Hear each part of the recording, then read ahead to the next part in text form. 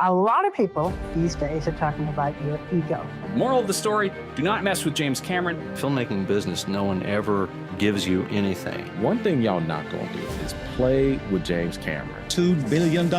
It replaced the second highest grossing film, that was Titanic. So if you want to come play with Jim Cameron, you better do your best. He's very clear on what he wants and what he doesn't want. He knows everybody's job better than they do, and he's better at it than they are. There's a certain tenacity that's required.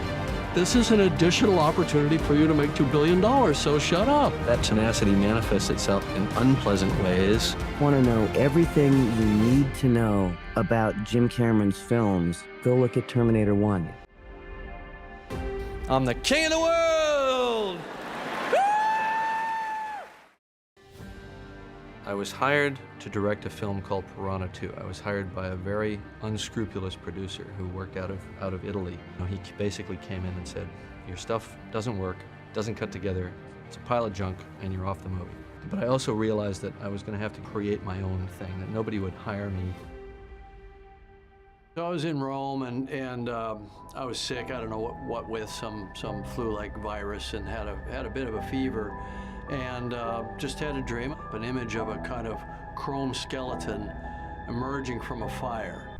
And that's why I wrote The Terminator.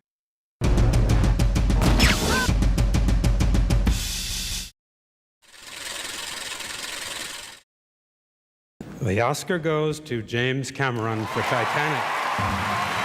Titanic had fascinated me. When I was writing The Abyss, they had just found Titanic, and they were imaging it with little robotics, right? ROVs. So I got to know Robert Ballard, I got to see the ROVs, I got to fly them, things like that. So it was all kind of there in my mind, and I was fascinated by the deep ocean. Now we needed our Romeo and we needed our Juliet. Kate came along, and I was skeptical about her because she had only done historical characters. Her nickname at that time, even as a dewy young actress of 19, was Corset Kate. Why would I cast Corset Kate? Lazy casting. I meet her, it's like, no, it's her. It's her. She lobbied for the part, and she sent me a rose and said, I'm your rose. And it's like, I had the opposite experience with Leonardo. He didn't want to do it. He knew he should. Everybody told him he should do it, career move. He didn't want to do it. It took me, 5 weeks working with him. He didn't think it was challenging enough. He didn't want to just be handsome young Leo. And you know when he signed to do the movie? When I said, you're not ready to do this film. That's when he did it, when he realized how difficult it was. And the rest is history. Avatar started as an answer to a problem. I had created a new company called Digital Domain. It was the first all-digital visual effects company, and our goal was to create new technology around CG characters and creatures and environments and all that sort of thing. It was all new technology. We wanted to aggregate all the people that were doing it in one place and create a whole new way of making movies. And I wanted a story that could drive that. So in 1995, I wrote Avatar. It was an 80-page treatment. In early 2005, I was about to make a film called Alita Battle Angel. I really wanted to do it, and it involved a lot of CG, especially facial performance. So the two films would be done in a very similar way. I was still struggling with the script on Alita. So I took out this old story and I reread it, and I thought, this is a pretty damn good story.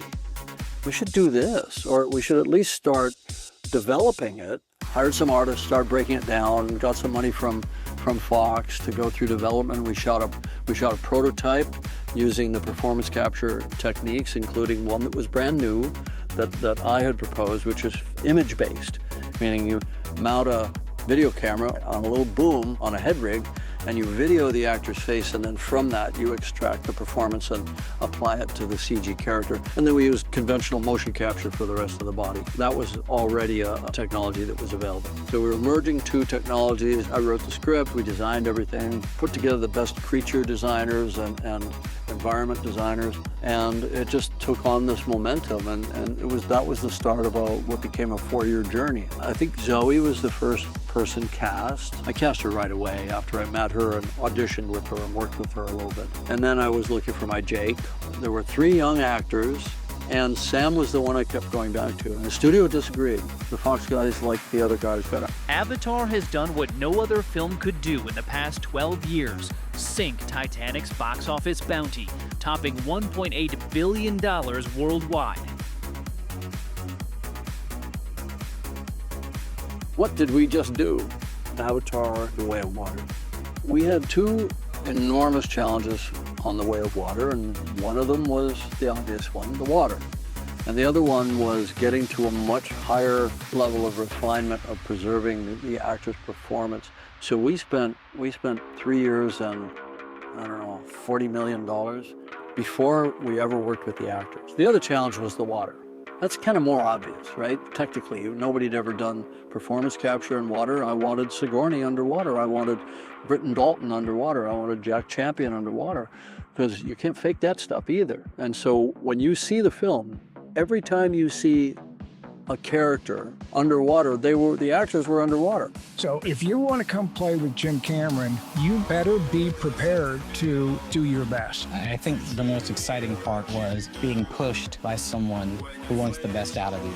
Collaborating with Jim Cameron is actually an amazing experience. He has the ability to keep an entire movie in his mind.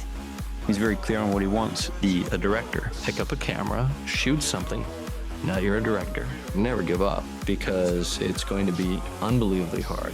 I've always said to everybody, look, I'm going to set a goal here, and we're going to fail. We won't achieve that goal. It's going to be a ridiculously brutal uphill fight. We're going to fail to a level that's above everybody else's goals. And I've always approached life that way. In the pursuit of excellence, you have to go all the way. I was happy being a blue-collar guy. It gave me just room to imagine it. But I lived in a world of my imagination. It was comic books, it was science fiction, it was movies. I'm the king of the world!